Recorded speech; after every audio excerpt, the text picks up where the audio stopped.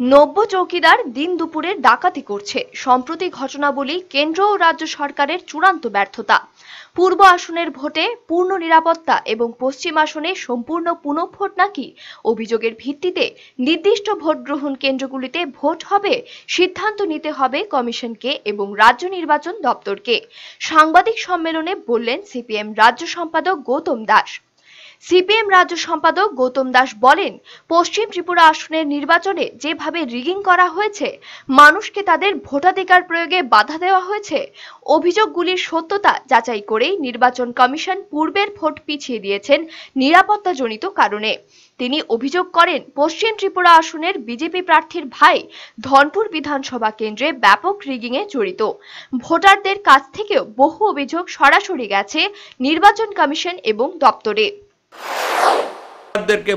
ভোটের লাইন থেকে বের করে দেওয়া, শুধুমাত্র বামফ্রন্ট সমর্থক না, এমনকি জেনারেল ভোটার তাদেরকে পর্যন্ত অনেককে বের করে দিয়েছে। তো এই ঘটনা, এবং দেখা গেল যে সেন্ট্রাল ফোর্স টোটালি অ্যাবসেন্ট, কোথায় যে গায়েব করে দিয়েছে। অনেক জায়গাতে ওয়েব ক্যাম ড্যামেজড, এই দুর্বৃত্তরা, শাসক দলের দুর্বৃত্তরা সেগুলো অকেজো করে দিয়েছে, না হলে পরে সেগুলো অফ করে দিয়েছে, না হলে পরে সেগুলোর উপরে কালো কাপড় বা কাগজ লাগিয়ে দিয়েছে যাতে তাদের অপকর্ম দেখা না যায়।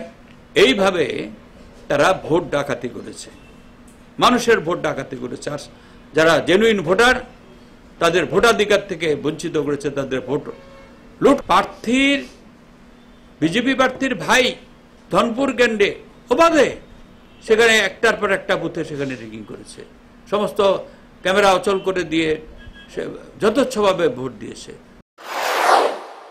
রাজ্যের সাম্প্রতিক ঘটনাবলী কেন্দ্র ও রাজ্য সরকারের ব্যর্থতা প্রকট হয়ে উঠেছে। গৌতম বাবুর সাফ কথা, দেশের নব্য চৌকিদার দিন দুপুরে ডাকাতি করেছে, ভেবেছিল পার পেয়ে যাবে, কিন্তু ধরা পড়ে গেল। ভোট অবাধ সুষ্ঠু করার দায়িত্ব কমিশন এবং রাজ্য নির্বাচন দপ্তরের। Total discredit of this government, এখানকার গভর্নমেন্ট, সেন্ট্রাল গভর্নমেন্ট এবং বিজেপি দলের। এরা কলঙ্কিত করেছে, ভোট চুরি করেছে। এরা বলছে এরা নাকি চৌকিদার। এখন সবাই, প্রধানমন্ত্রী থেকে আরম্ভ করে তার লোয়ার ফরমেশন সবাই এখন লিখে নাকি চৌকিদার।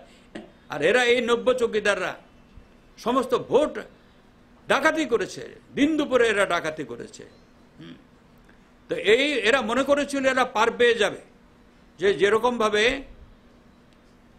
তিস্তর পঞ্চায়েতে এবং এই পুরো সংস্থাগুলোর উপনির্বাচনে যেরকম ভাবে ডাকাতি করেছিল তাতে পার পেয়ে যাবে, তারা পার পায়নি। বিগত 25 বছর রাজ্যের ভোট উৎসব সর্বাধিক পুরস্কৃত হয়েছে দেশ বিদেশে।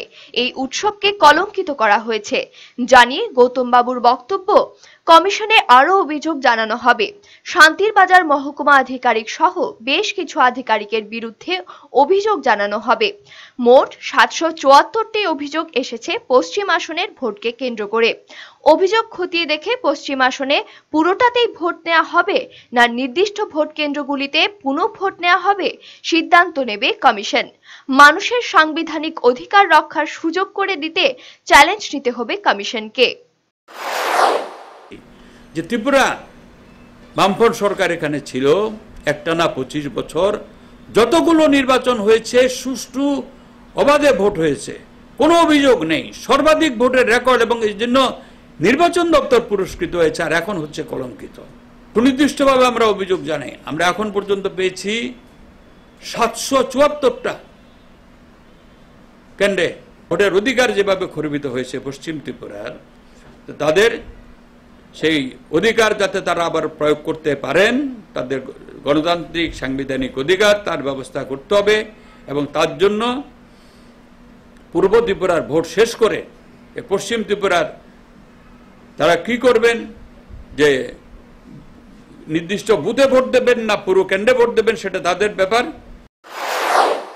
সাংবাদিক সম্মেলনে উপস্থিত ছিলেন সিপিএম রাজ্য সম্পাদক মণ্ডলীর সদস্য Naresh Jamatia. Bureau report, channel দিন রাত।